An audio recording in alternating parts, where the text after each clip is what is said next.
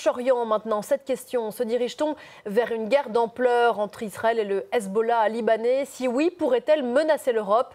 Question que l'on se pose avec vous ce matin, Bilal Tarabé. Bonjour Bilal. Bonjour Pauline. Après que le secrétaire général du Hezbollah, que l'on voit à l'antenne, Hassan Nasrallah, s'est exprimé, c'était à l'occasion des funérailles d'un haut gradé de l'organisation chiite, tué la semaine dernière dans une frappe israélienne au sud Liban. Et il a menacé Chypre d'une guerre. Écoutez. Des aéroports Merci Christophe. et des bases chypriotes à l'ennemi israélien pour cibler le Liban signifierait que le gouvernement chypriote fait partie de la guerre et la résistance considérera Chypre comme un participant à la guerre.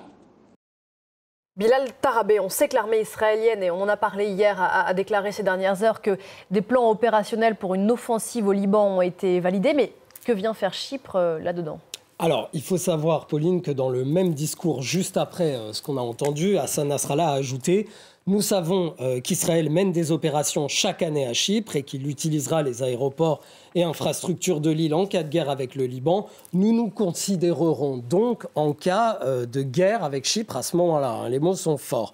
Alors, ce qu'on ne sait pas, c'est si Hassan Nasrallah a eu le détail des plans opérationnels israéliens et si ces plans incluent l'utilisation des aéroports chypriotes par l'armée israélienne. Mais on sait qu'en effet, l'armée israélienne a utilisé Chypre comme terrain d'entraînement pour pratiquer ce qu'on appelle des drills dans l'armée, donc des simulations de combat contre le Hezbollah au Liban. Alors c'était avant le 7 octobre, on a au moins un exemple, le jeudi 2 juin 2022, la 98e division de parachutistes de l'armée israélienne a mené une journée d'exercice sur le territoire chypriote pour simuler des tirs de roquettes venant du Hezbollah et des contre-attaques de parachutistes israéliens sur le territoire libanais. Pourquoi est-ce que l'armée israélienne a choisi Chypre ?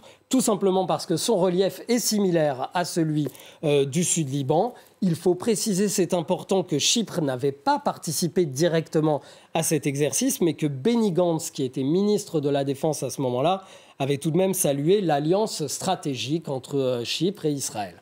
Maintenant, est-ce qu'il faut prendre au sérieux les menaces d'Hassan Nasrallah ?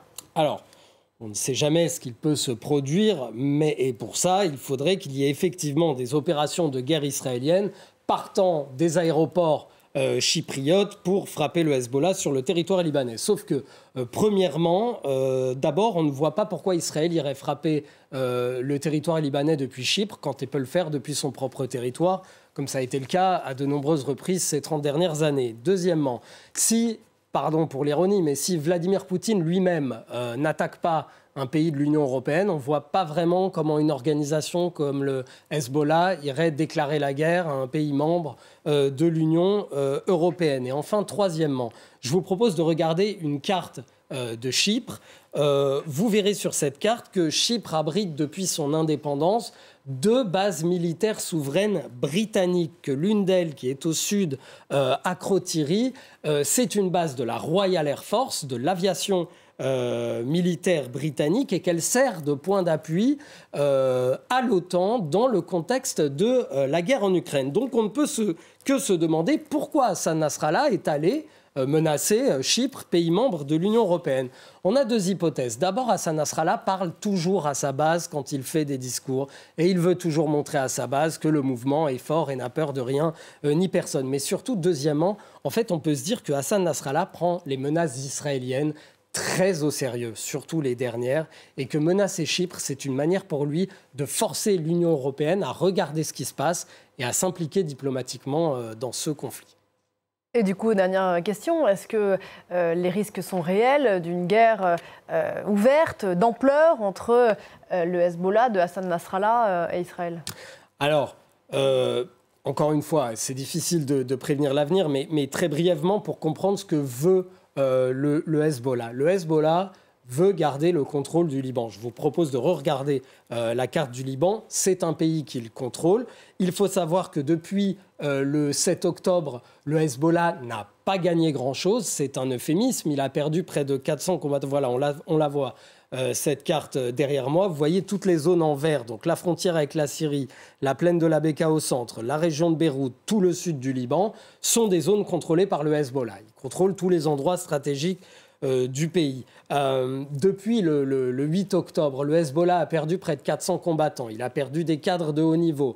Il y a 10 kilomètres à l'intérieur du pays, de l'autre côté de la frontière israélienne, qui sont devenus un no man's land. Il y a près de 100 000 habitants du sud Liban qui ont été déplacés et dont le mouvement ne sait pas quoi faire et qui veulent rentrer chez eux.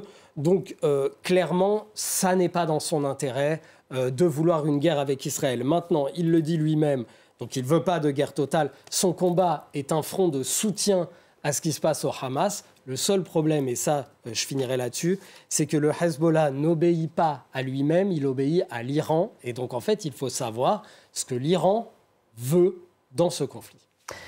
Le dessous des cartes, merci.